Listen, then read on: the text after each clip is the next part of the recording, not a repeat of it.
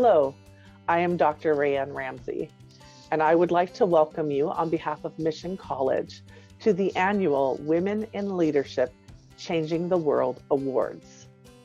The annual WLCW event at Mission College is designed to teach students and the community about the contributions that women have made, both historically and now.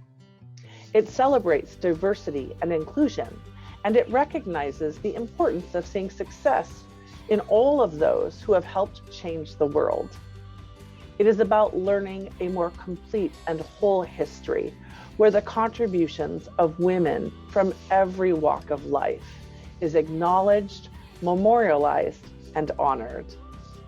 The purpose then of this award is to recognize and celebrate women who are making a difference today.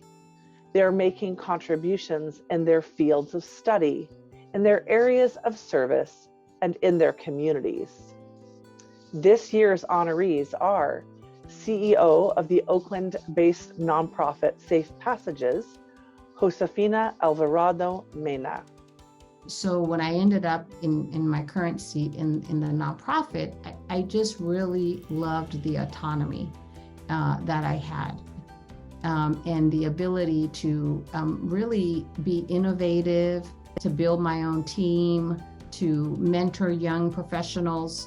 And that's what's kept me in my current seat for so long. And I really can't imagine being any other place at this point that would be as fulfilling as the position that I'm in right now. Founder and CFO of DRFortress, Rosa White. Personally, in my organization, try to support both men and women, but I advocate for women and I try to be supportive and try to help in every way. I am always a mentor in my community. I participate in all mentorship programs as much as I can.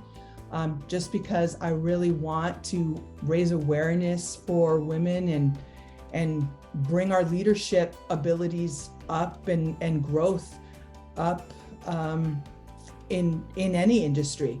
And current Senior Partnership Manager for Trust and Safety at Apple, Kim Scardino. Internet safety is a broad term that it covers a lot of things. Sometimes people refer to it as digital safety or digital wellness. It basically means anything that happens online, and by online I mean not just on the internet but on apps, any safety related issue. To these remarkable women, we say congratulations.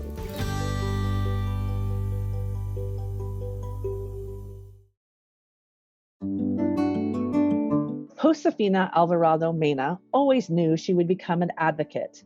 A family life filled with community service, along with her experience as a Latina in the public school system, motivated her to empower others through education. As Chief Executive Officer of the nonprofit Safe Passages, Alvarado Mena is dedicated to helping young people realize their full potential, regardless of race or socioeconomic status. Over the past 20 years, Alvarado Mena has grown Safe Passages from a foundation-funded initiative to a multi-service organization serving over 4,000 children and families. By providing health services, family support, and educational opportunities, Alvarado Mena and Safe Passages are disrupting cycles of poverty throughout Alameda County and the Greater Bay Area.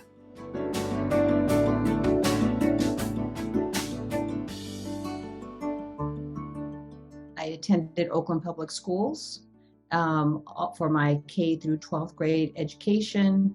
I had a mixed experience as a Latina in public education. When I was in high school, I was very interested in going to UC Berkeley. No one in my family had attended UC Berkeley, and I was very interested in going there. And I went to my high school guidance counselor and asked her for her help to apply to college. And she basically told me that I was not college material.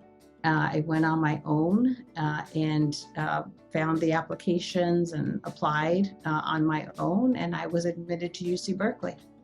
And when I went back to tell her that I had been admitted to UC Berkeley, she said, "Well, it's probably just because of your surname," which was a dig on affirmative action at the time. So that has been a motivating factor in my life.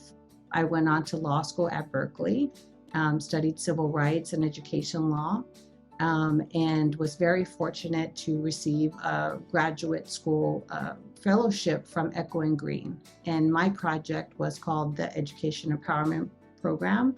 And I was able to provide legal services, free legal services, to students that were in the school to prison pipeline, students that were being discriminated against in Oakland, where I grew up, students that were in the special education system, and students that had, that had language issues and their language rights were not being respected. I won every case except for one. And the brutal reality of that was, like, yes, I could get a kid back into school. I could keep a kid in school, but I couldn't improve the education that they were receiving once they were there.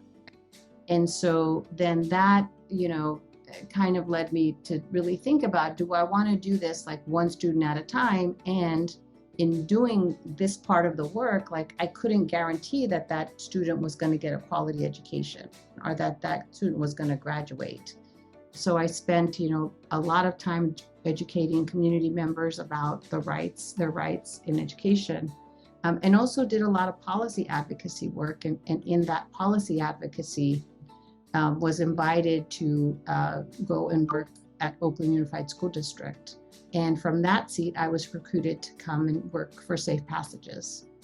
And that's where I've remained for the last 20 years. It'll be 20 years in August. And it's been a real honor, and I feel incredibly fortunate to have worked for, legal services, worked within philanthropy, worked within public education and government, and now in the nonprofit sector. So I just have had a really fabulous professional trajectory, and I would not change a thing in terms of my own experience.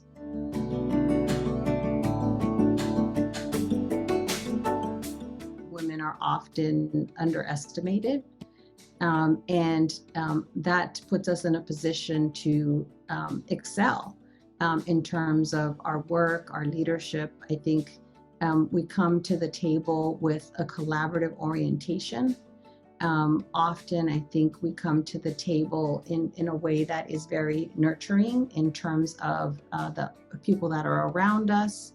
And I think we understand what it feels to not always have access for a variety of different reasons and across sectors.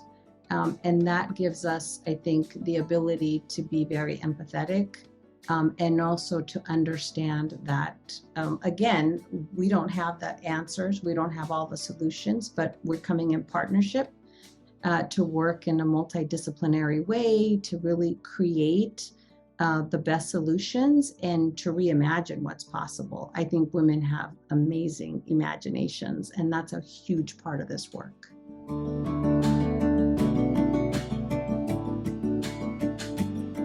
You have to dream big, and you have to redefine for yourself what's possible, and where you fit into that possibility. Too often, I think women just go with what's laid out for them. And, we need to kind of change that paradigm or continue to change that paradigm and create, the solution that we want and really define for ourselves what our role is. The other thing is that, things change. That change is the constant. And what I frequently communicate to my team is exactly that, is to be prepared for that change and don't fight it, roll with it, and try to drive it. But sometimes you just have to roll with it. And this work is not a sprint, it's a marathon.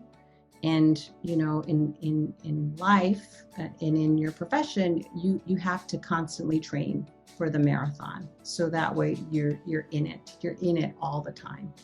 And so the preparation work is absolutely essential. Don't assume that you know everything. Do the work, do the reading, do the preparation, come prepared, and that will serve you well and help you to achieve your goals in life and in your profession.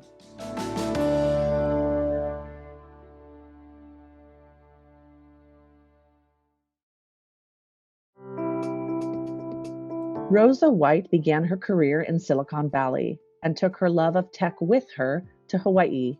White is the co-founder and chief financial officer of DRFortress, the largest data center and cloud service provider in the state of Hawaii. DRFortress has undergone multiple expansions in the 17 years under White's leadership, increasing its critical backup power capacity nearly 10 times to meet customers' ever-growing demands. White's IT journey is not a usual one. She is mindful of those who have supported her along the way, and she continues the Aloha spirit by mentoring and supporting women in the telecommunications industry.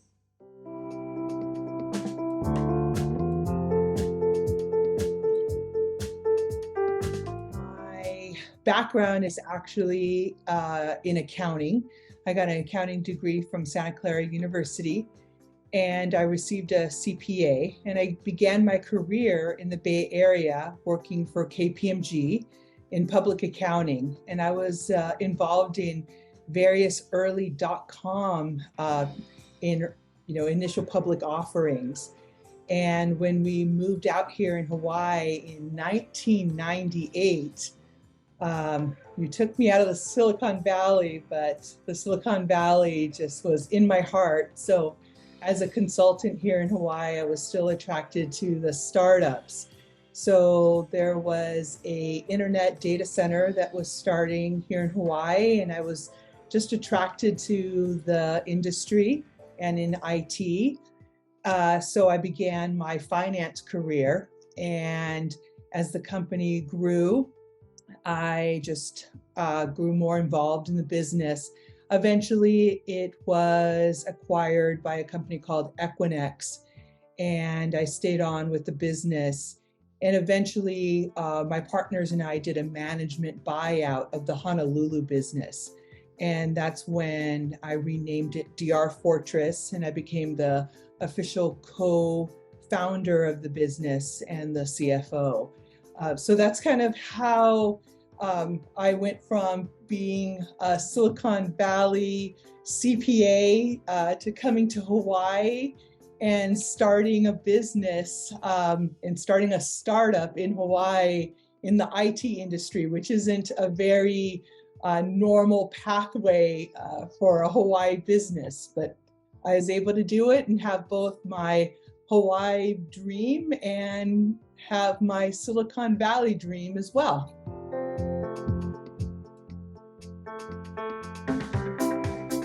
I don't believe that anyone can effectively multitask.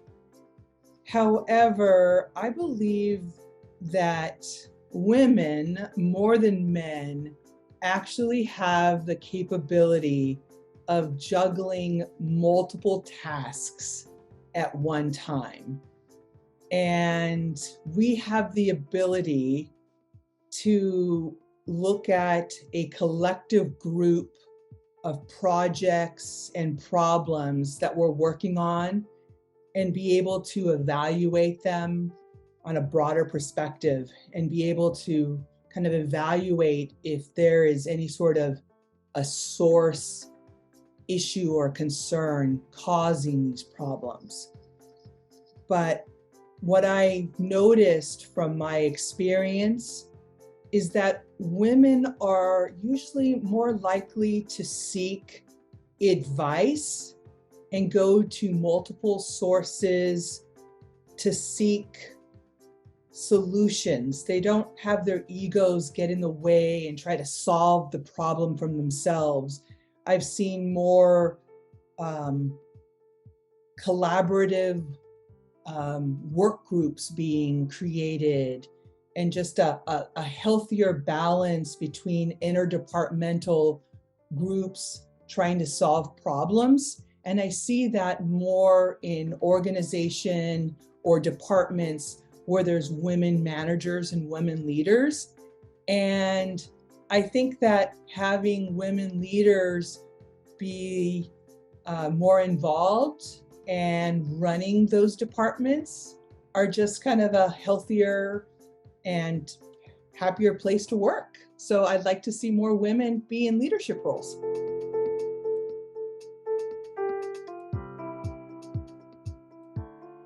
Women should really learn to support and advocate for one another. What I have seen in the past is that for whatever reason, and I've done it too, I've been guilty of that as well, is we're sometimes so competitive amongst each other just because leadership positions for women have been so limited. And so we've been very cutthroat with one another to try to get to that 1 or 2 management or leadership roles. And hopefully in the near future, there won't be the limited positions for women. That won't be an issue. In my particular field, any sort of women in tech or women in, health organizations or whatever industry that you are involved in, try to get into an organization and surround yourself with women mentors that will bring you up and support you, and then get the next female around and help bring her up as well, and allow the women in your life and in your circle and your industry to just come up to the next level. I would really, really want to encourage women to just become mentors in each of our fields, and encourage women to become leaders in each of our specific fields, so that we can become role models for each other.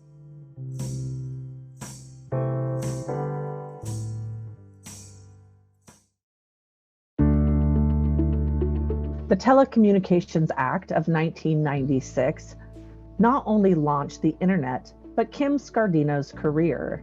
The federal law was the first piece of legislation that addressed the internet, and Scardino has worked to keep it safe and accessible ever since. Scardino is a senior partnership manager at Apple, overseeing external engagement for the company's trust and safety team. A lawyer by trade, Scardino gained expertise on internet issues and policies through a number of positions across the public and private sectors. Before joining Apple, she worked for the who's who of the telecommunications industry: MCI, Verizon, Comcast, and the FCC. Her job titles may have changed, but her passion to ensure internet safety remains.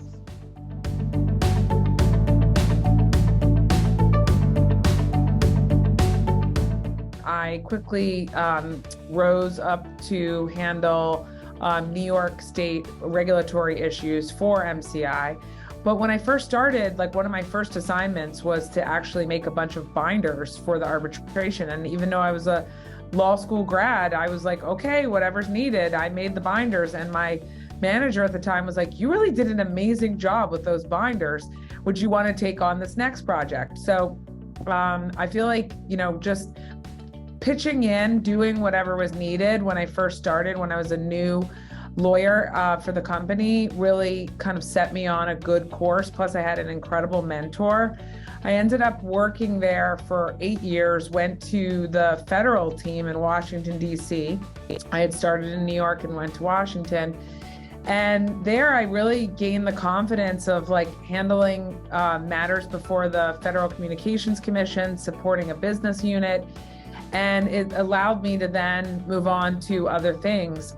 While I was at Comcast, I was really proud. I put together a bunch of partnerships with internet safety organizations to focus on, to help the consumers that were the users of Comcast service to feel safe online. I did that for a number of years and then ended up working for two of the nonprofits, Family Online Safety Institute and I Keep Safe, and really became very passionate about internet safety. I then went to work at the Federal Communications Commission because I felt like it was really important to get government experience and understand how regulations were made.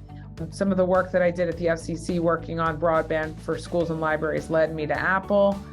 And I've been here for over 8 years, and I've had a number of experiences, all handling external relationships, first with the education team, and then now for the trust and safety team, where I work on a lot of issues, including internet safety, which again is part of the thing that I've been working on for a number of years and am very passionate about.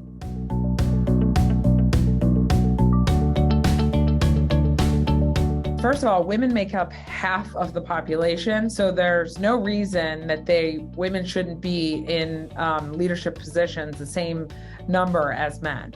Also, young women entering the workforce need to see a woman in a leadership position, and so do young men, because they need to see that there's really should be no difference between a woman and a man or a man in leadership.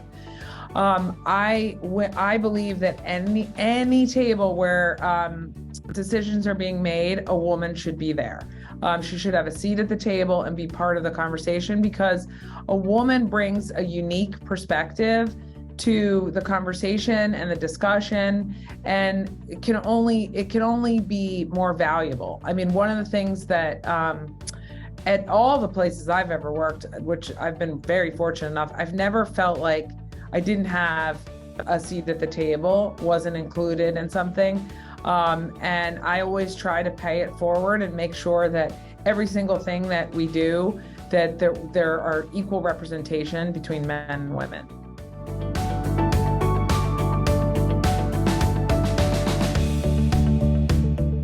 First, get your education out of the way.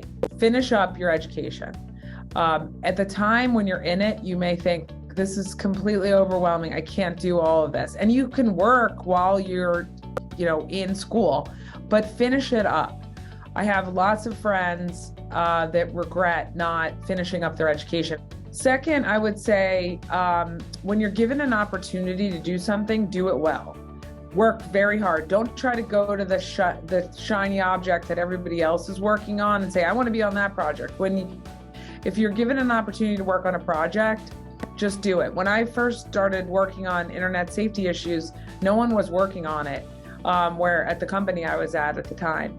And I just put my head down and did it well. And it became a very hot issue very fast. And I was able to be the expert on that issue. Next, I would say, set personal goals for yourself and stick with them. I evaluate where I am every year in January and September. In January, I say, okay, what do I want to achieve this year? And then I kind of course correct at the end of the summer, beginning of September. I'm like, okay, am I on track to what I said I wanted to do? So set those goals and really try to stay on course, because there's a reason you're setting the goal in the first place. I am a connector, and I will say I've gotten almost every single job because I knew people that knew other people. So really build a network along the way. The more people you know, the more people they know, the more opportunity you have. So stop and talk to people when you have an opportunity. When you go to an event, first of all, show up, go to the event. And secondly, when you're at the event, talk to one of the panelists, introduce yourself. You never know. What I think young people think about is, oh, well, I don't want to bother that person. No, people want to pay it forward. And they're always, if you can be top of mind to people when they are, when someone comes to them like, oh, I need an entry-level person for this position. If you were the one that had the last conversation with them, they will remember you and likely reach out. That happens all the time. The other piece of advice that I would say that wisdom that I've learned along the way that I wish I knew then is to be bold. Don't be afraid. I think I was a little bit tentative at times where I wish I were more bold. Go up, introduce yourself to somebody, go for something maybe that you're not 100% qualified for, apply for that job. I have a saying that I have in my house. I have a plaque that says, everything you want is on the other side of fear. I wish I weren't afraid. I wish I were more bold, had been a little bit more bold at times and just jumped in. And I would encourage you to do the same. Just be bold.